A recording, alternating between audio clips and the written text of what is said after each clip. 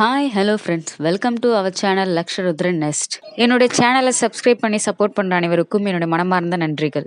இந்த வீடியோவில் நம்ம இப்போ என்ன பார்க்க போகிறோம் அப்படின்னா, முருகனை வழிபட சஷ்டி உகந்த நாள், அதிலும் தேய்பிறை சஷ்டி நிறையவாகவே விசேஷம். சஷ்டியில் இருந்தால்தான் அகப்பெயல் வரும் என்பது அனுபவ மொழி. ஒவ்வொரு மாதமும் பௌர்ணமி திதியிலிருந்து 6ஆம் நாளாக வருவது தேய்பிறை சஷ்டி. திதிகளில் 6வது திதியாக வரும் சஷ்டி ஆறுமுகனுக்கு உரியதாகும். இந்த நாளில் என்ன குறை என்றாலும் அது நீங்க வேண்டும் என முருகனிடம் மனதார வேண்டிக் கொண்டால் அது நிச்சயம் நிறைவேறும். வெற்றி மேல் வெற்றி கிடைக்க சஷ்டி என்று முருகனிடம் எவ்வாறு வேண்டிக் கொள்ள வேண்டும் என்பதை இங்கு காணலாம். இதில் வளர்பிறை சஷ்டி, தேய்பிறை சஷ்டி என மாதத்துக்கு 2 முறை சஷ்டி வரும். தீராத பிரச்சனையில் தவிப்பவர்கள், திருமணம் ஆகாமல் தள்ளிப்போய் கொண்டே இருப்பவர்கள், குழந்தை இல்லாதவர்கள், வாழ்க்கையில் தோல்விகளை மட்டுமே சந்தித்து வருபவர் ஆகியோர் சஷ்டி திதியில் விரதம் இருந்து முருகனை வழிபடலாம். சஷ்டியில் விரதம் இருப்பவர்கள் முருகனுக்குரிய மந்திரம், ஸ்லோகம் போன்றவற்றை சொல்லிதான் வழிபட வேண்டும் என்பது கிடையாது. உண்மையான பக்தியுடன் மனமுருகி முருகா என்று அழைத்து தங்களின் கோரிக்கையை சொன்னாலே முருகபெருமான் அந்த வேண்டுதலை நிச்சயம் நிறைவேற்றி வைப்பார். அதுவும் தேய்பிறை சஷ்டி என்று வீட்டில் குறிப்பிட்ட முறையில் விளக்கேற்றி வழிபட்டால் வாழ்க்கையில் தோல்வி என்பதே ஏற்படாது.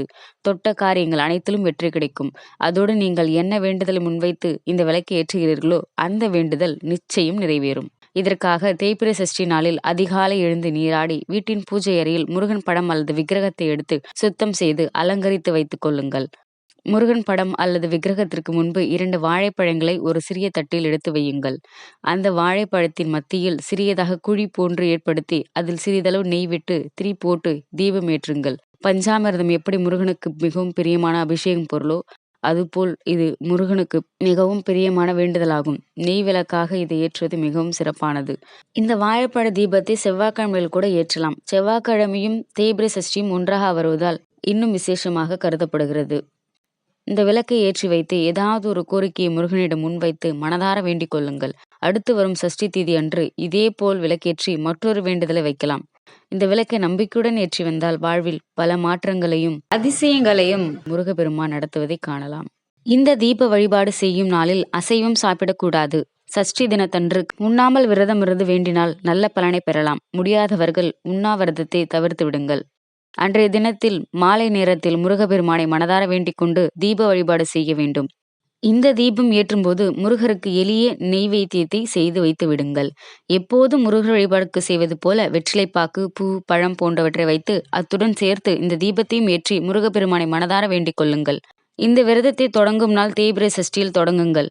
அதன் பிறகு வளர்பிறை சஷ்டியிலும் இதே தீபத்தை ஏற்றி வரலாம்.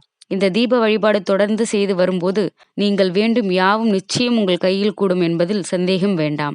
குறிப்பாக திருமண தடை, குழந்தை பேர் இல்லாதவர்கள் இந்த வழிபாடு செய்யும் போது நிச்சயம் கந்தன் அருளால் நல்ல பலனை பெற முடியும் என்று சொல்லப்படுகிறது. நம்பிக்கை உள்ளவர்கள் நம்பிக்கையுடன் இந்த தீப வழிபாட்டை செய்து பலனடையுங்கள். இந்த பதிவு உங்களுக்கு பிடிச்சிருந்தா லைக் பண்ணுங்க, ஷேர் பண்ணுங்க, கமெண்ட் பண்ணுங்க. நன்றி, வணக்கம். தேங்க்ஸ் ஃபார் வாட்சிங்.